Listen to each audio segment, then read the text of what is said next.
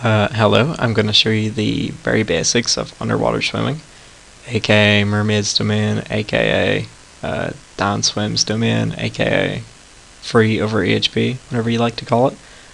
I'm not going to explain the optimal pathing between chests and clams because I feel like that would take way too long to do. So I'm going to just explain the basics and the inventory and equipment setup so people can try it for themselves. And I think it would only take like 5 to 10 hours to figure out all the optimal paths for yourself once you actually go down there. I don't really feel like it's something that could be taught. So what I like to bring is as much graceful as I can, so that's usually just top and bottom. I use a regen bracelet because I'm low defense and the lobsterosities actually do a lot of damage to me. So I like to keep my weight down, and obviously I'm not able to use any armor then, so regen bracelet's pretty good for me. It's a good idea to buy a merfolk trident. I'm pretty sure they're like 100k. Yeah, they're like 160k. They allow you to store pufferfish, up to 10 of them, and those give you oxygen back. So that comes in quite handy whenever you're doing relaxed swimming, which is probably still like 200 tears per hour. Probably a bit more actually. It's really chill. But the aggressive swimming can probably average around like 225, 230. Sometimes you get really good RNG and you can get higher though. But anyways, normally I like to bring 16 stamina potions because you need to catch pufferfish as you enter.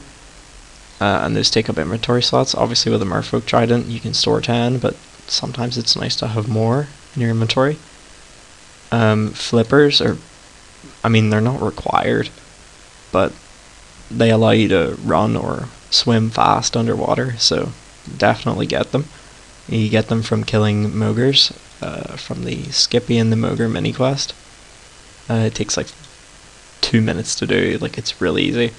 And then you just kill mogres. I place a cannon down and I just cannon them. You can look up a separate guide for that, it's very easy. I think the requirement is 32 Slayer? Yeah, 32 Slayer, so you need to do Bon Voyage and have 32 Slayer to get here.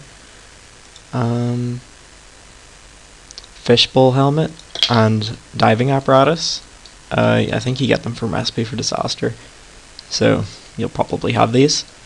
They allow you to get full oxygen whenever you're at the home ship again, which is really useful whenever you pass through there. So I definitely recommend bringing these. I'll show you how to get there. This is how I get there. So I go to, oh wait, not Lithgren Dungeon. I'm not on Rune Drags. So I just teleported to the house in the hill, then Mushroom Meadow, and then I run northeast from here. I'm not aware of a better way or a faster way of getting here. Some people like to use the dig site pendant. Well, dig site pendant to the dig site and then run from there, but I think this is faster. So you travel in the rowboat, you hold 3 because sometimes these things attack you.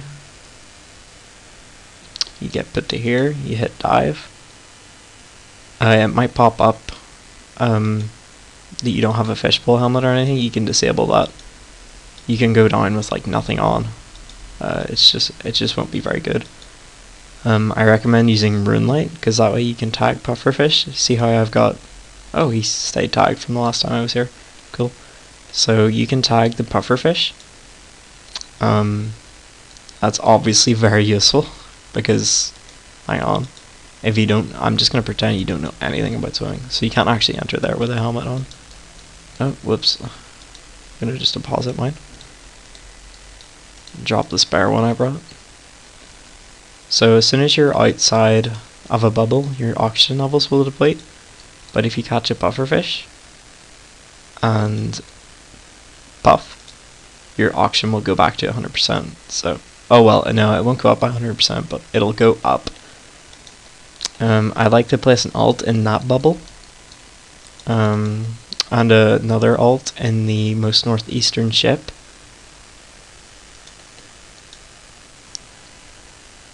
That's because it allows me to basically see every possible chest and it just reduces errors in pathing. Oh, whoops. So whenever you first arrive here, you're gonna have to like tag one of the chests. You don't get tiers until your second chest, and tiers are the things that you turn in for XP rewards. So you need to find the first chest. I don't know where it is right now because the arrow's kind of buggy, but I will show you an example of how you get oxygen back whenever you hit the home ship. That's what I call it. So you go here, click pile of fish bowls. That's probably the optimal way of doing it. Rewatch that if you didn't quite get it. You can slow the video down or whatever helps. But I'm kind of just, oh, that's where I also like to place the other ult. In that one or in that bubble there. So I should be able to get some tiers from the next chest. Okay, cool. Oh, it looks like I got there just in time as well. Kind of hard to do while explaining things. Some people like to play Rune Dragon ults while they do this. I wouldn't recommend that. I suppose everybody has their own personal preference of what they can and can't do with certain methods. I'd recommend doing something with similar intensity to Abbey Demons. So like Gargoyles, Amethyst, Zora skills, something like that.